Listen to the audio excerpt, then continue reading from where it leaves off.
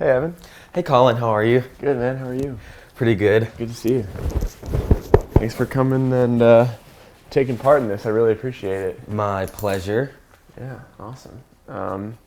So I understand your story has to do with your dad. Do you want to tell me a little bit about it?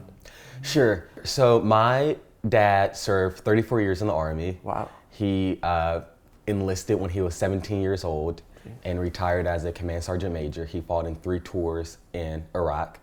And unfortunately, when he came home from his 3rd tour, he was diagnosed with post-traumatic stress disorder, or PTSD. Mm-hmm. And it was very hard on him and it was very hard on our family.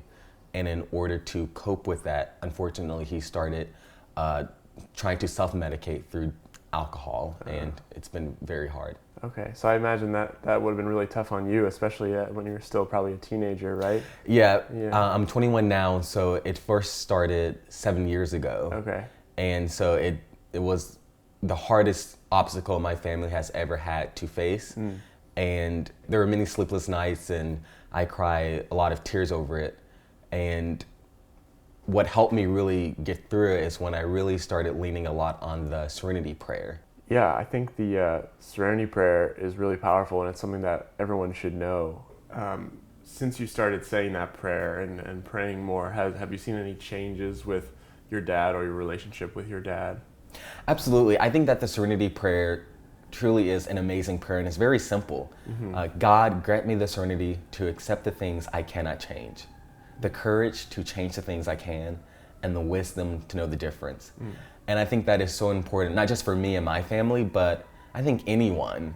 You're asking for serenity, courage, and wisdom, which are just 3 great virtues that can help anyone out in anything that they're doing. Yeah. And so personally, once I prayed for that serenity was the first step, and God granted it to me, and I was able to have the peace of mind, which I think is so important, coming to terms with I will still love and forgive my dad no matter what.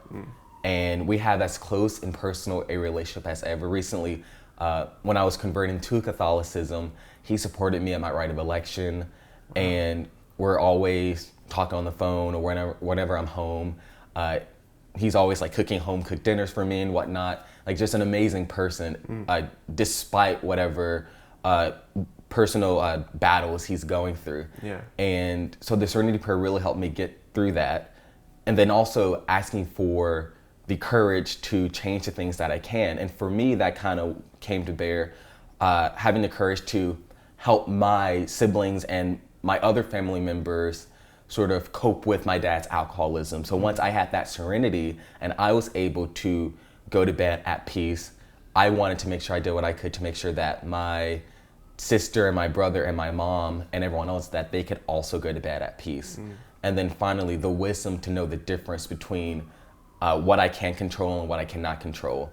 And knowing that I can control how I view my dad, how I love him, how I forgiveness, and I can control my outlook on life, and knowing that this is all in God's hands, and that through his forgiveness and mercy, I really do think everything will work out in the end.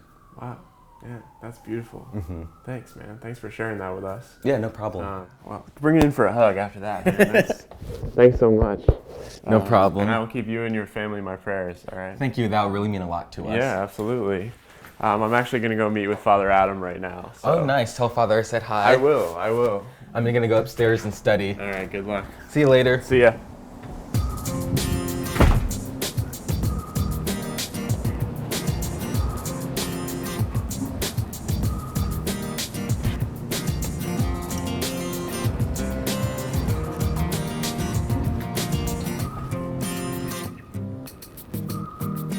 Hey, Father.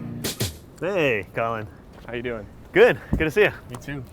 Here, have a seat. Okay. Thought we'd come outside. Such a nice day It's today. a beautiful day.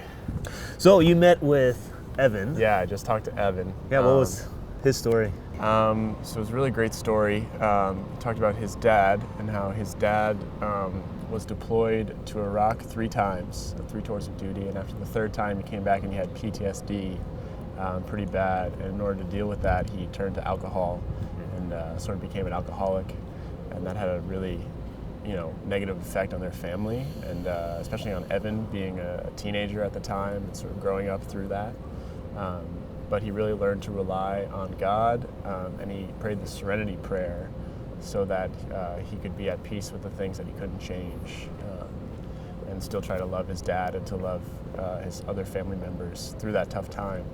And now they have a much better relationship, and his dad's very supportive of everything he does. And so really just relying on God was very helpful for him.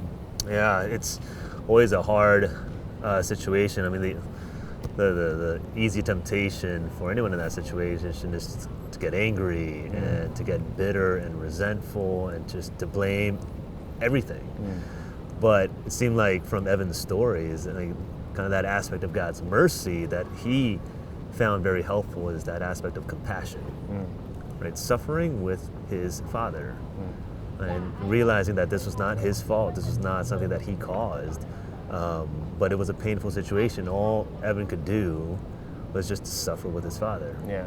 It's that great quote that I love that Jesus says, if you want to be my disciple, you have to deny yourself and you got to take up your cross every day and then come follow me.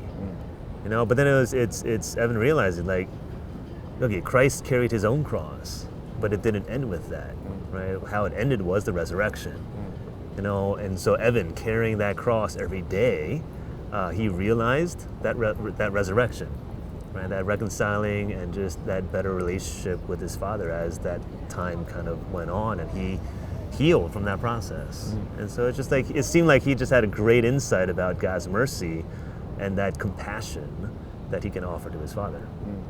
Yeah, that's awesome. I think just what you said about looking to Jesus when we have to carry our own crosses in our own lives, and knowing that it's going to get better, that's something that everyone can take away from this, I think.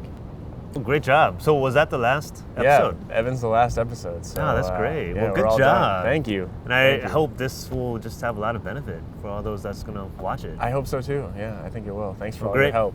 Yeah. Well, good job. I'll see you back at the Newman Center. See you there.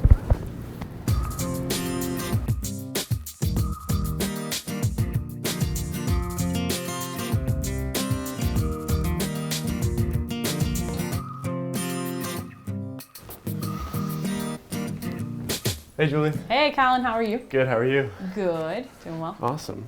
I just finished my last Campus Mercy interview. Yeah? So we're done. Wow, Yeah. Congratulations. Thank you. Thank That's you. awesome. Yeah. So now that you're finished, what do you think you learned from all of this? That's a really good question. I think what I learned from everyone's story is that we all have instances in our life where challenges and obstacles come up. And it may be really difficult, and we may wonder, like, why is this happening? How can I get through this?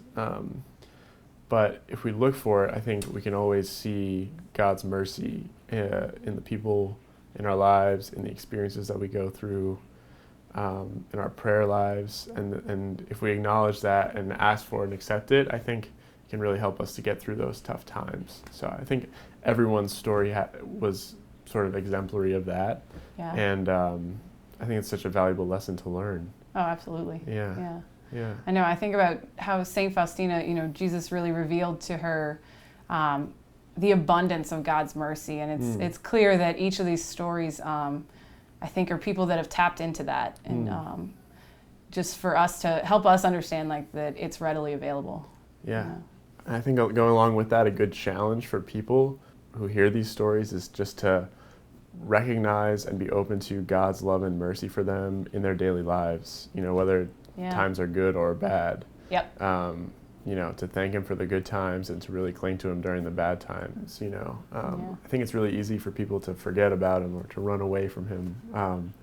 So it's a good challenge to just always remember him and always rely on him for help. Definitely. Yeah. Hey YouTube, thank you so much for watching the Campus Mercy video series. We had a blast filming it, and I hope it was helpful for you in your own lives and your own faith journeys. If you would, give this video a like or a comment down below, and as always, please remember to subscribe. Subscribe. Yes!